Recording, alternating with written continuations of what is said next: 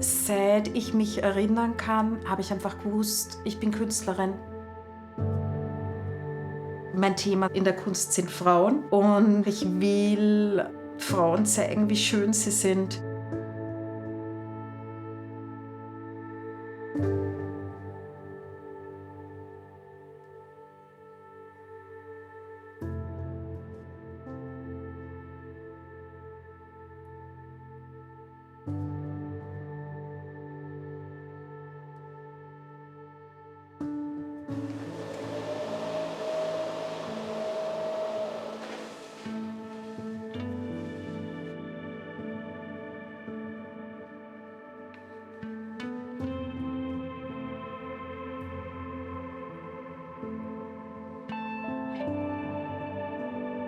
Basta, grüß dich. Hallo, es tut mir so leid. Und du hast ihm gesagt, sie kommt immer zu spät. Nein, ich habe so in die Richtung.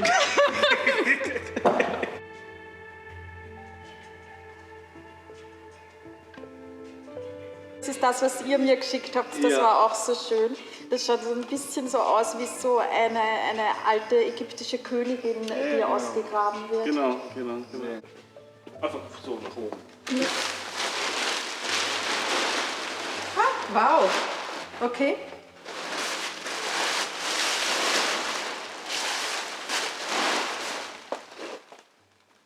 Okay.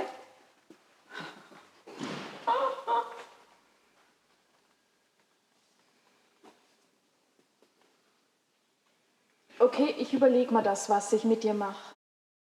Mein Thema in der Kunst sind Frauen und einfach ich will Frauen zeigen, wie schön sie sind und, und auch diese Verbindung unter Frauen und auch über Kulturkreise hinweg.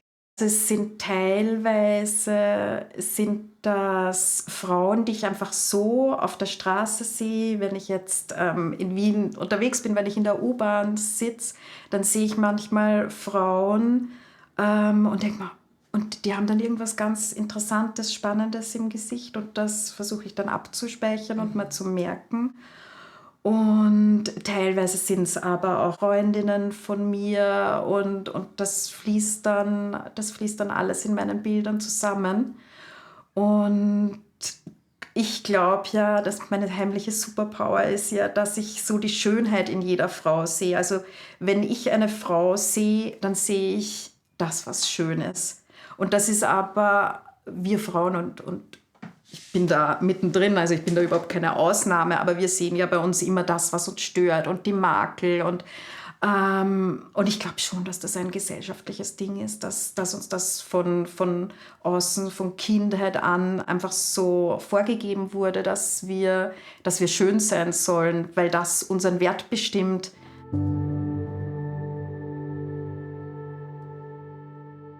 Also ich bin ja eben da am Land aufgewachsen in den 80ern und seit ich mich erinnern kann, habe ich einfach gewusst, ich bin Künstlerin und ich will Kunst machen. Was total schräg war, weil meine Eltern da überhaupt keinen Bezug dazu gehabt haben und das heißt auch überhaupt nicht gewusst haben, wo das herkommt. Und ich habe dann halt so die Menschen in meinem Umkreis, meine Familie gefragt, so über Künstler. Und dann bin ich irgendwann drauf gekommen, das sind nur Männer. Und das war für mich als Kind total schräg, weil ich ja gewusst habe, okay, ich will das aber auch machen. Und wieso gibt es da keine Frauen? Bin ich irgendwie komisch? Und dann ist man schon, okay, also es gäbe da schon Frauen, aber es sind einfach, die Strukturen sind falsch. Also Frauen können das einfach nicht machen. Das ist ein gesellschaftliches Konstrukt, in dem wir seit Jahrtausenden leben. Und wir sind alle Kinder unserer Zeit und unsere Mütter und Großmütter sind Kinder ihrer Zeit, die natürlich in dieser Gesellschaft aufgewachsen sind und Muster einfach. Vieles erkennen wir auch gar nicht, was jetzt einfach patriarchal geprägt ist und geben das einfach deshalb unreflektiert weiter. Und das kann sich nur langsam und schrittweise auflösen. Und ich wünsche mir auch, dass dass es schneller gehen wird.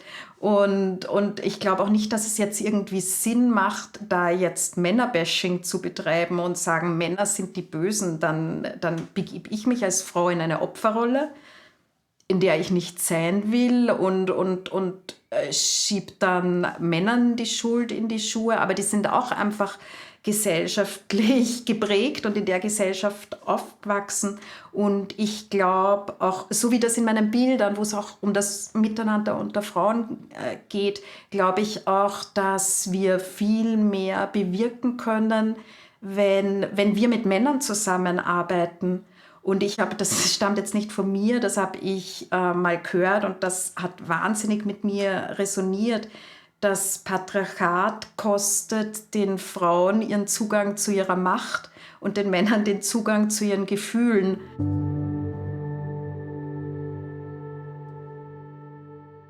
Ich habe immer gewusst, ich will Kunst studieren, aber ich habe nicht genau gewusst, was. Und das war ein schwieriges Thema, weil meine Eltern da einfach keinen Bezug dazu gehabt haben.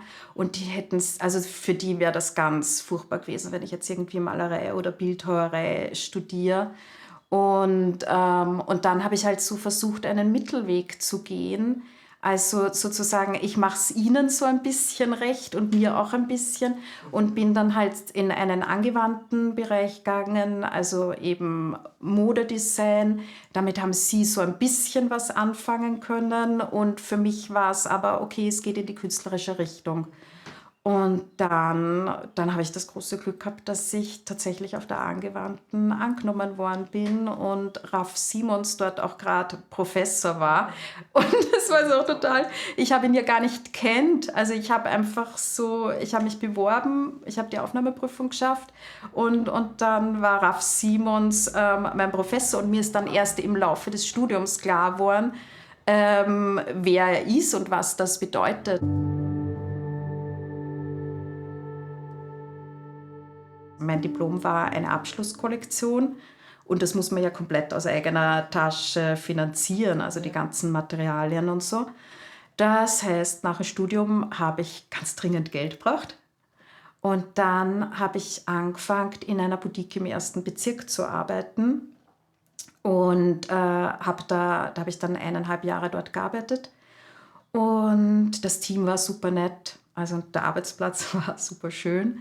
Und dann habe ich das große Glück gehabt, dass die Dame, die den Einkauf gemacht hat für die Boutique, und das war ein sehr großes Geschäft, dass die das nicht mehr weitermachen wollte, aus persönlichen Gründen. Und dann war ich 29 und habe dann plötzlich so den Einkauf für diese Boutique machen können und war dann in Paris und Berlin und war dann bei Vivienne Westwood im Showroom und habe Vivienne Westwood, Margiela, Sophie Dor und habe einfach wirklich mega schöne Labels auch einkaufen können. Das ist jetzt zwar cool und ich habe jetzt einen Job, der so nach außen super fancy ist, aber es ist eigentlich nicht das, was ich machen will.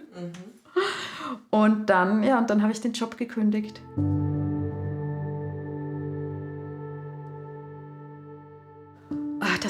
Das war ein Prozess, weil nachdem ich einfach ganz viel ausprobiert habe und es ist dann auch Instagram ist aufgetaucht auf der Bildfläche und von der Mode habe ich dann auch mitgekriegt, die Macht von Instagram. Zu dem Zeitpunkt habe ich dann Textilprints entworfen. Und das Thema von der Kollektion waren Frauen. Und das heißt, ich habe dann halt Frauen gezeichnet und das war ein mega schöner Moment, weil ich bin dann da gesessen und habe für diese Kollektion Frauen gezeichnet und es war plötzlich so, oh mein Gott, das ist mein Thema in der Kunst. Und es hat plötzlich einfach alles Sinn gemacht, einfach auch so, dass ich mich schon als Kind damit beschäftigt habe und ich habe das einfach vergessen. Und es war dann irgendwie es ist so viel passiert, dass mir das einfach nicht klar war. Aber dadurch, dass ich eben diese Zeichnungen gemacht habe, war es plötzlich einfach kristallklar, das ist mein Thema in der Kunst. Und dann habe ich dann habe ich einfach auch losgelöst von dieser Kollektion, die war dann beendet. Und dann habe ich weiter Frauen zeichnet und habe die Zeichnungen bei Instagram hochgeladen und habe gleich voll das gute Feedback bekommen von Menschen aus der ganzen Welt, die mir dann geschrieben haben, dass ihnen die Zeichnungen voll gut gefallen und dass sie die kaufen möchten. Und das war so, okay, dann habe ich mich damit mal auseinandersetzen müssen, weil ich auch gar nicht gewusst habe, wie das geht und so. Und habe mich dann mit einer Steuerberaterin, okay, ich habe jetzt da Anfragen aus der ganzen Welt von Leuten, die mir schreiben, sie wollen meine Zeichnungen kaufen. Wie machen wir das jetzt? Meine ersten Zeichnungen habe ich dann nach New York verkauft. Und das war so, okay, crazy. Und das ist dann wirklich so langsam, Schritt für Schritt mehr geworden, bis ich dann zu dem Punkt gekommen bin, wo ich mir gedacht habe, okay, das ist spannend. Also das habe ich natürlich nie am Schirm gehabt, dass das eine Möglichkeit wäre. Aber irgendwann, okay, davon könnte ich leben. Ja, die Zeichnung. Die Zeichnungen sind ja wirklich überall, die habe ich überall auf der Welt verkauft, die sind wirklich überall hingegangen. Ich habe ja in Länder verschickt, die ich vorher überhaupt nicht kennt habe. Man muss dazu sagen, ich war recht schlecht in Geografie. Und die Zeichnung habe ich gemacht und habe es auf Instagram gestellt. Am Tag, bevor ich auf Urlaub gefahren bin, bin ich mit meiner Schwester, einer Freundin, unserer Mutter und mit der besten Freundin von unserer Mutter waren wir eine recht schräge Frauengruppe und sind gemeinsam nach Marrakesch geflogen auf Urlaub. Und ich habe dann 3 Tage nicht auf Instagram geschaut und dann habe ich doch im Urlaub habe ich meinen eigenen Vorsatz gebrochen und habe auf Instagram geschaut und plötzlich sehe ich, oh mein Gott, die Zeichnung hat 10.000 Likes und unfassbar viele Kommentare. Und ja, es ist bis jetzt immer noch die meistgelikte und geteilte Zeichnung, die ich je gemacht habe. Und dann, ich habe natürlich unfassbar viele Anfragen gekriegt, dass ich die Zeichnung verkaufe, das Original, aber das habe ich nie gemacht.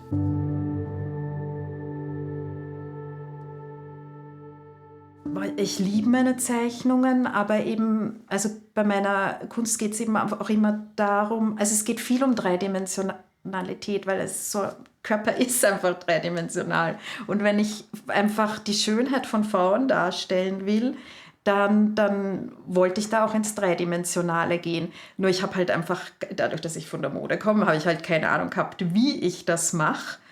Und dann habe ich so, okay, mit Keramik und ich möchte das modellieren. Und dann habe ich wirklich ganz lang gesucht, bis ich einen Keramiker gefunden habe, der gesagt hat, okay, also ich habe dann so Zeichnungen gehabt und wie das ungefähr ausschauen soll. Und dann hat er gesagt, okay, passt, können wir machen.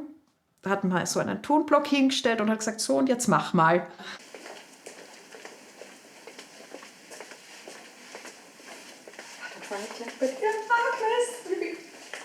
Hi. Ja, schön dich zu sehen. Ja, Mann. Andrea, hi. Hi. Hi, voll schön.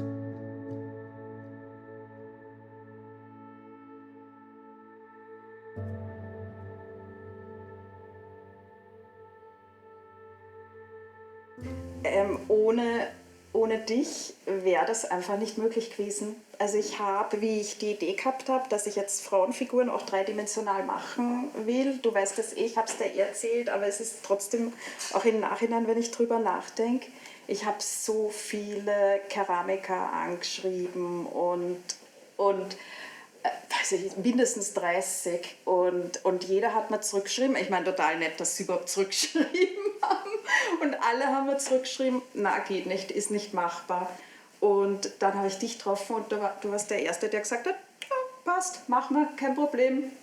Ja, du hast mich gefunden. Ja, das stimmt, ich habe dich wirklich gefunden. Also es war ein wahnsinniges Glück, dass ich ihn gefunden habe und dass er mich das unterstützt hat, weil er hat dann die Form gebaut.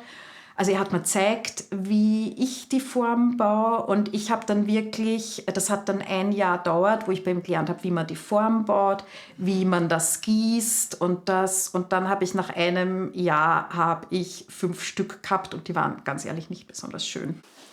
Naja, und dann begann sie zu modellieren und dann entstand die erste Figur, die Mathilde.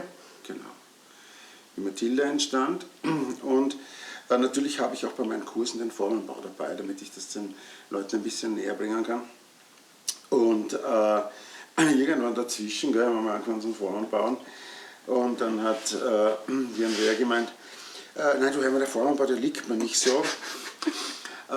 Bitte mach du das, ja, gieß mal das ab, ja, und produziere mir einfach einmal vorab einmal 10 Stück von dieser Mathilde. Und ja, gesagt, getan, wir haben das gemacht. Wir haben die Stücke dann halt gebrannt, also glasiert, gebrannt. Und die 10 Stück hat sie dann kurzerhand dann ins Internet gestellt. Webshop war schon, gell? Ja, der Webshop, den hat es ganz Webshop knapp war schon, vorher ja. gegeben. Und innerhalb von einer Woche waren die verkauft. Ich weiß noch, ich bin dann in der Küche am Bauch gelegen und habe mit meinem Handy ein Foto gemacht von den Vasen. Und es war gerade perfektes Licht. Und dann habe ich das auch auf Instagram gestellt. Und dann hat der Frankie Store, die haben eine Filiale in Paris und eine in New York. Und die haben das auf ihrem Account geteilt. Und dann habe ich eine Nachricht auf Instagram bekommen von der Ami Song. Ich kannte die von der Mode her. Das ist eine der wichtigsten Modebloggerinnen zur damaligen Zeit. Also jetzt nennt man es Influencerinnen. Und die hat, ich weiß nicht, 8 Millionen Follower auf Instagram. Und die hat mir geschrieben, ob ich ihr 5 Stück schicken kann. Dann waren 2 Stück, sind ein bisschen zerbrochen und sie war so süß. Sie hat es trotzdem so schön gefunden. Ich meine, muss man sich vorstellen, Ami Song, die mit Chanel und Prada und Dior zusammenarbeitet, die hat dann mit Superkleber meine Vasen zusammengeklebt. Unfassbar. Und hat die bei sich in der Küche und im Wohnzimmer aufgestellt und fotografiert und hat mich verlinkt. Und dann ging's los. Also dann ist das durch die Decke gegangen. Das war die Mathilde, das war wirklich das allererste Stück, das ich in meinem Leben je modelliert habe. Und das war die Gabriela. Und die 2 sind wirklich aus der allerersten Serie, die innerhalb von 3 Tagen ausverkauft war. Und da war ich dann so, wie ich gemerkt habe, das geht alles schneller als gedacht, habe ich mir dann noch gedacht, oh nein, ich will mich daran erinnern und habe mal 2 Stück behalten. Dann entstanden wie viele verschiedene? Ich weiß gar nicht, also eine ganze Großfamilie. Also die 20 verschiedene Figuren, glaube ich, haben wir innerhalb von 5 Jahren umgesetzt. Genau. Also ich habe Gott sei Dank in Hermann an meiner Seite gehabt, dem hat das total taugt natürlich. Also der hat dann ich habe dann ja, können wir das überhaupt produzieren? Können wir das machen? Ich meine, das ist ein kleines Keramikatelier im 18. Bezirk in Wien.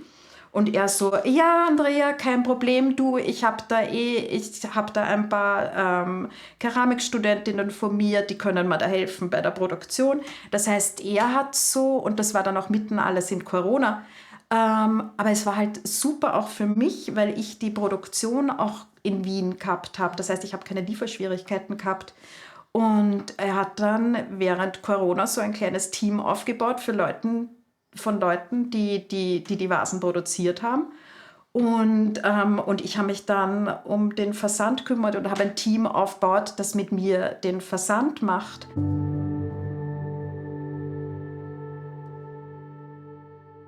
Dann ist plötzlich eine Vase bei Kylie Jenner auftaucht auf Instagram. Ja, total. Und ich habe dann aber gar nicht gewusst, wie das passiert ist. Und dann bin ich so meine Bestellungen durchgegangen und habe ich gesehen, okay, da ist eine Bestellung von 15 Vasen nach Los Angeles gegangen. Und das war dann die Hair- und Make-up-Artistin von den Kardashians. Total. Und die hat ihren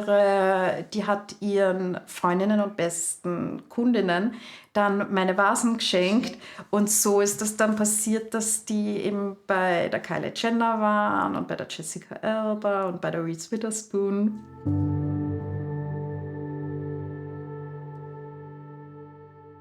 Ich bin da gesessen in meinem Büro und kriege ein Mail und auch gleich so eine Geheimhaltungsvereinbarung, dass jetzt alles, was jetzt besprochen wird, darf nichts nach außen gehen. Und dann habe ich so, okay, also ich muss jetzt zuerst mal, bevor ich das jetzt unterschreibe, das waren wirklich 10 Seiten, habe ich jetzt, okay, da muss ich jetzt mal vorher wissen, worum es überhaupt geht, weil da tritt man ja auch Rechte ab. Und dann war das nur ein Satz, it's Lizzo and Cardi B. Und ich bin dann so in meinem Büro gesessen und so, okay, wo kann ich noch einmal unterschreiben? Und er war Art Director in Paris von einer Firma, die Musikvideos produzieren. Und er, dadurch, dass er meine Vasen gehabt hat, hat sich gedacht, okay, die eine schaut ein bisschen aus wie Lizzo und die andere schaut ein bisschen aus wie Cardi B. All the rumors are true, yeah. Fake ass, fake boobs, yeah. Made a million ass suits, yeah. Y'all be running with fake news, yeah. Cardi and poppin', no, that's a machine. Nobody listen, they buying them streams. They even posted on blogs overseas and lying a language I can't even read. The fuck does this mean? Look, I'm a Bronx bitch with some pop hits. Used to pop off when they pop shit, but I'm calmed down and I'm locked in, and my records live in the top 10. Listen, teach me about big girl coochie. Last time I got freaky, the FCC sued me, but I'ma keep doing what I wanna do, cause all the rumors are true. Die Vasen, ich liebe sie total, aber sie haben einfach so voll ihr Eigenleben entwickelt. Also ich war dann sozusagen die Managerin von meinen eigenen Vasen. Wenn ich Interviews gegeben habe, dann hat sich halt alles, dann war es, okay, die Vasen und es ist einfach nur noch darum gegangen. Ich habe mir gedacht, so, stopp, ich bin eigentlich Künstlerin und das hat eigentlich ganz anders begonnen. Ich habe mit den Zeichnungen und da gibt es ja einfach so meine Message, die ich habe und es dreht sich jetzt nicht alles um Vasen. Und dann war ich bei einem Event und es sind dann alle, die mich angesprochen haben, waren dann, oh mein Gott, du bist die Vasen macht. Auf dem Event ist mir das 5-6 Mal passiert. Und es war auch da war das alles total wertschätzend. Aber innerlich war das so, nein, ich bin nicht die Vasen macht. Und dann habe ich gewusst, okay, ich muss das jetzt stoppen.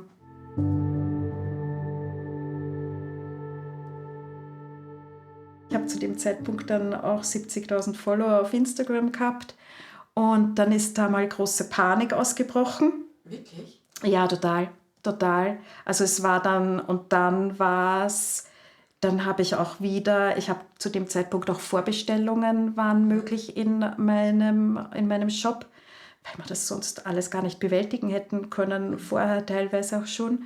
Und dann habe ich auch wieder innerhalb von 2 Wochen, also war komplett mein Online-Shop ausverkauft und ich habe unfassbar viele Vorbestellungen gehabt, was natürlich mega schön war. Also ich habe das dann wieder eben mit dem Hermann Seiser, haben wir das dann auch gut abwickeln können und ich habe gewusst, boah, das ist jetzt der voll schöne Abschluss von dieser Ära. Das war echt ein schöner Abschluss und dann habe ich so, und jetzt ziehe ich mich zurück in mein Atelier da am Land in Niederösterreich und widme mich jetzt wirklich meinen Ölbildern und Skulpturen. Und genau, das ist der Punkt, wo ich mich jetzt befinde. Also ich habe dann auch einen super schönen Auftrag bekommen für eine Bronzeskulptur. Also da bin ich jetzt gerade mittendrin. Das ist kurz vorm Fertigwerden, was natürlich auch ein Traum ist für mich als Künstlerin, eine lebensgroße Bronzeskulptur zu fertigen. Und genau, und habe auch schon mit meinen Bildern und Skulpturen eine Installation machen können im Museum Krems. Also genau, also das ist jetzt so, da bin ich jetzt so am Start in wieder was ganz Neues.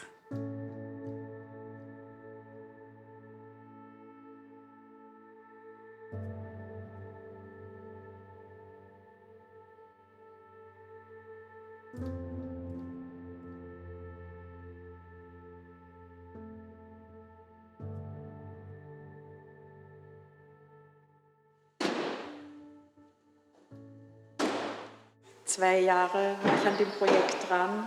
4 Monate habe ich modelliert. Ist aufregend.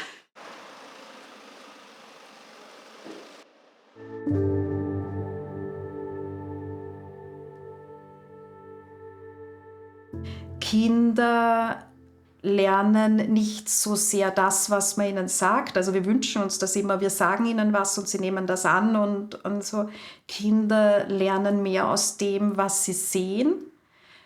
Das heißt, wir müssen es ihnen vorleben. Und ich sehe das jetzt so, ganz viele meiner Freundinnen haben jetzt Töchter. Und die machen einfach alles nach, was ihre Mütter machen.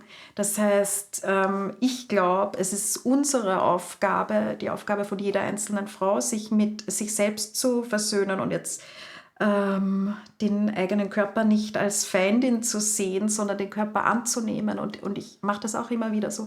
Danke, ich bin dankbar für diesen Körper. Er ist nicht perfekt, gar nicht. Und so, aber er ist gesund und ich kann durchs Leben gehen und ich kann malen und ich kann Skulpturen machen. Und jeden Tag, wenn ich in der Früh aufwache, denke ich mir, danke, ich bin aufgewacht, ich bin lebendig. Und genau, einfach den jungen Mädchen vorleben, was es heißt, den eigenen Körper anzunehmen und dankbar dafür zu sein und sich selbst schön zu finden und in der Kraft zu sein, ist jetzt nur meine Idee. Das ist ein lebenslanger Prozess.